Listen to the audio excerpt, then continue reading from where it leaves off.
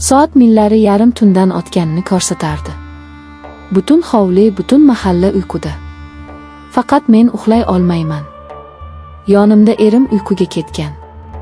Uning nafasi xonani allaqachon menga begona bo'lib ulgurgan sukunatini buzardi. Biz birga edik. Lekin oramizda yillar, aytilmagan sozlar va sonib borayotgan hislar bor edi.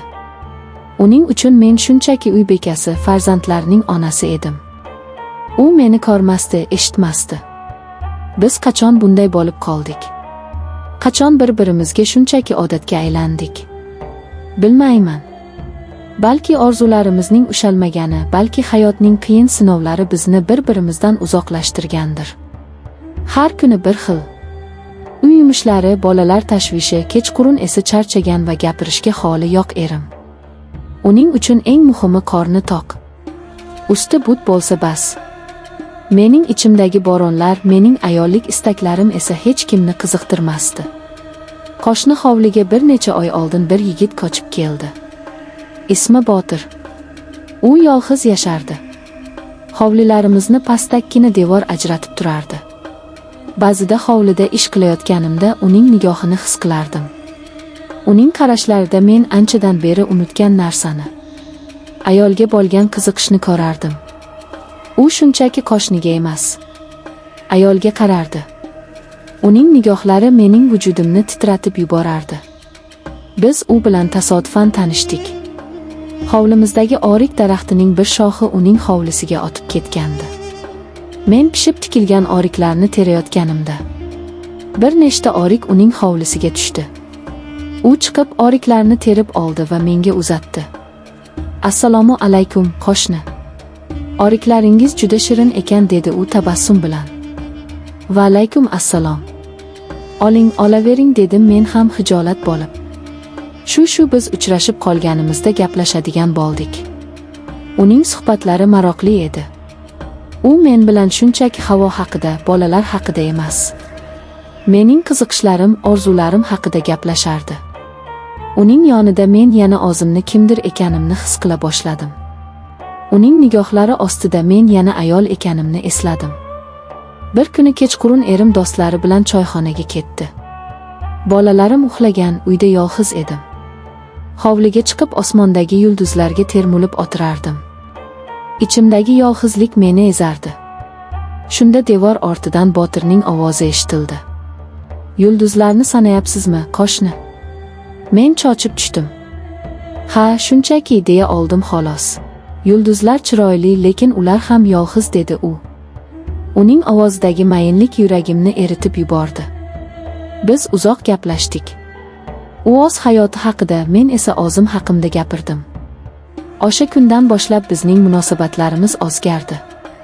Biz har kuni kechqurun, hamma uxlaganida devor yonida uchrashadigan bo'ldik. Bu uchrashuvlar mening hayotimning mazmuniga aylandi. Men kun bo'yi shu lahzalarni kutib yashardim. Uning ovozini eshitish, uning nigohini his qilish men uchun baxt edi. Erim esa hech narsani sezmasdi. U o'z ishlari bilan band edi. Uning uchun mening borligim ham, yo'qligim ham bir edi.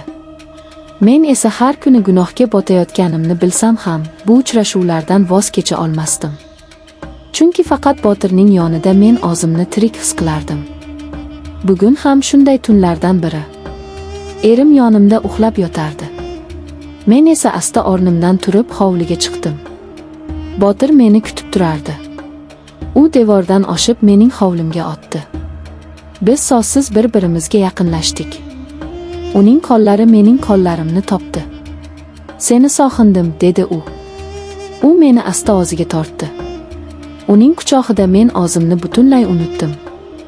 Yillar davomida yig'ilib qolgan alamlar, yolg'izlik, mehrsizlik hammasi bir zumda yo'qoldi. Faqat u va men qoldik. Uning lablari mening lablarimga tegdi. Bu bo'sa shunchalik ehtirosli, mayin ediki, men butun vujudim bilan titrab ketdim. Bu men anchadan beri unutgan, sog'ingan bo'lsa edi. U meni ko'tarib oldi va biz hovlining burchagidagi soriga bordik. U yerda bizni hech kim ko'rmasdi. Men uning ko'zlariga qaradim. Uning ko'zlarida men o'z aksimni ko'rdim. Baxtli sevilgan ayolni. Qo'rqmayapsanmi? so'radi u. Qo'rqaman. Lekin sen bilan shu qo'rquv ham shirin, dedim men. Bu tun biz birga bo'ldik. Bu shunchaki jismoniy yaqinlik emasdi. Bu ikki yolg'iz qalbning birlashuvi edi. Biz bir-birimizga nafaqat tanamizni, balki qalbimizni ham ochdik. Uning har teginishi, har bosasi mening vujudimda olov yoqardi. Men yillar davomida uxlayotgan ayollik hislarimni, uyg'onayotganini his qildim. U menga shunchalik mehr va ehtiyotkorlik bilan muomala qilardiki, men o'zimni malikadek his qildim. Biz tongga yaqin xayrlashdik. U yana devordan oshib o'z hovlisiga o'tdi. Men esa xonamga qaytdim. Erim hamon uxlab yotardi. Men uning yoniga yotdim, lekin endi men boshqa ayol edim. Bu tun mening hayotimni o'zgartirib yubordi. Men gunoh qilganimni bilaman. Lekin men birinchi marta o'zimni baxtli his qildim. Bu bir kechalik baxt uchun nimalardan voz kechishim kerakligini hali bilmayman. Lekin bir narsani aniq bilaman. Bu tun men uchun unutilmas bo'lib qoladi. Bu tun mening shirin gunohim edi. Endi nima bo'lishini vaqt ko'rsatadi. Men endi shunchaki uy bekasi emasman. Men sevilgan ayolman.